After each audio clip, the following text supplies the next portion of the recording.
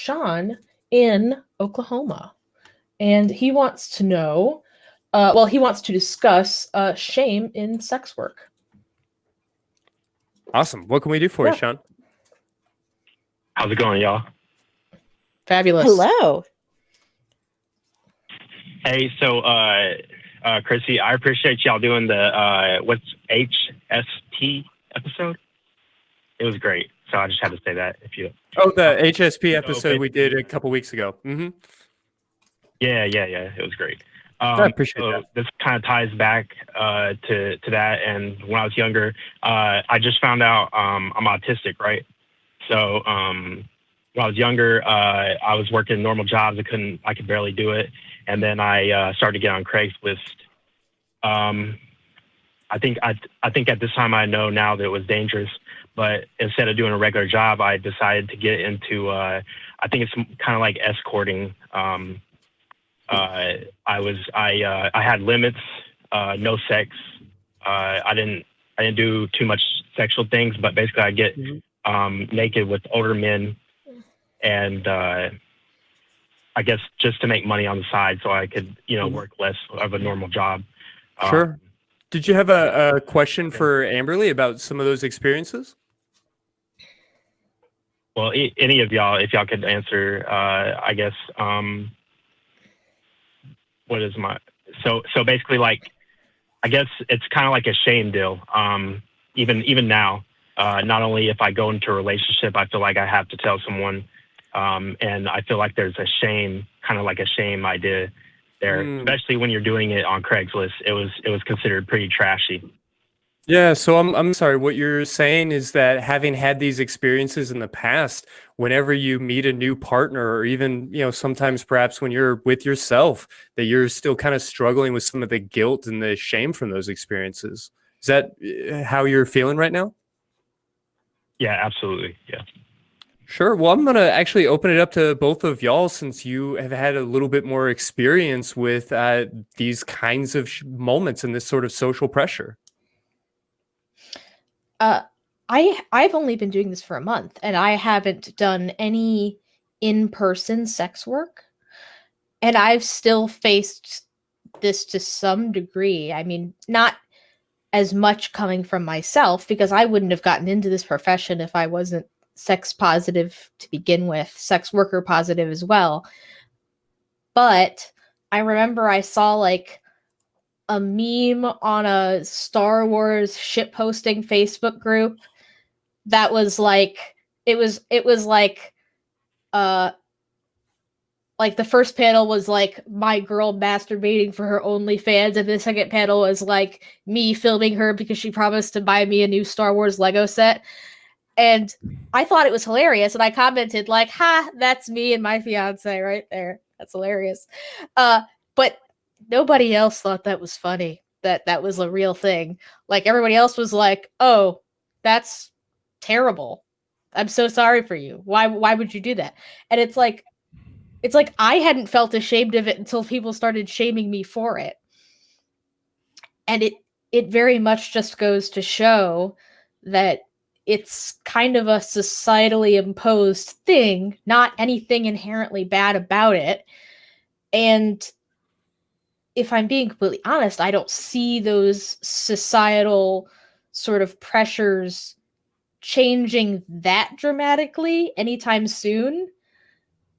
I guess what I'm saying is that if you want to get rid of that guilt, you can't get that validation from anybody but yourself, pretty much. Like, you're the only person that can say, I did what I did, I'm alive, I'm fine, I don't regret it, it got me through what I needed. It's work, work is work.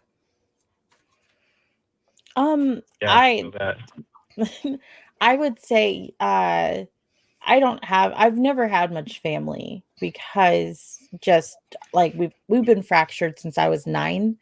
And I'm 33 now. And it's funny, my sister didn't judge me until after I paid close to 40 grand in fixing her life. Like, she made some life decisions that she needed a lot of help getting out of. And I helped her take her nursing experience and get a hospital to hire her. Well, it wasn't nursing, it was like CNA, not like saying that's bad, but she didn't have her nursing degree, but I basically showed her how to get a hospital to pay for her nursing degree, all while she's living with me with her kids and everything. And I got her completely out of debt. It wasn't till she moved out that she was just like, I love you, but I can't stand what you do for a living. And that's when it kind of clicked to me. Because till then, I mean, I had like neighbors, because I was doxxed while I lived on a military base, and like everyone found out what I did, but I didn't really know them, so I didn't care.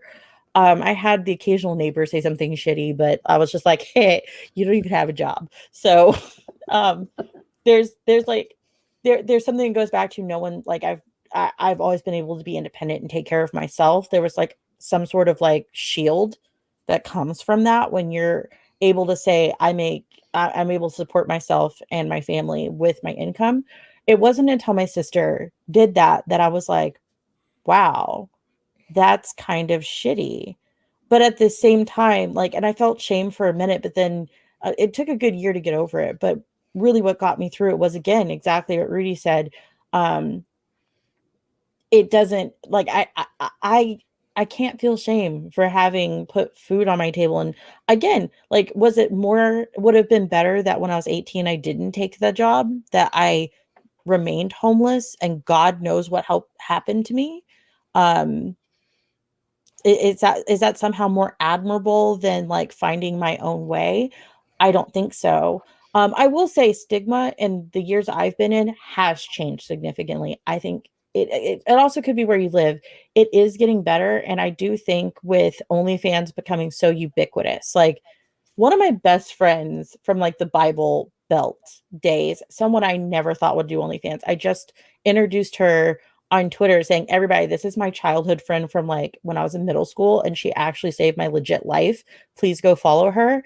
And the reason why I did that is because she recently came out to me. She's like, I'm on OnlyFans, I'm not making money and I don't understand. And I'm like, I got you, girl. Hold up. Like, so for someone that was like that, someone that like came from Dallas, not Dallas, Dallas, Texas, for her to like start doing OnlyFans, I was like, the world is changing, because this is not how my life was supposed to go. So I do think it's going to continue to get better as more and more people have less shame doing things like OnlyFans.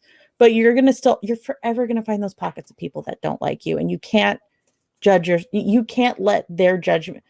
What is it? There's a saying where if someone judges you, it's not a reflection of you, it's actually a reflection of them. So I'll stop being long-winded now. No, please don't. Sean, I guess I'll just add to that your past sexual experiences don't change who you are fundamentally. I mean, there is no mark on you. There's no change to your DNA. You're not a fundamentally different person because of those experiences.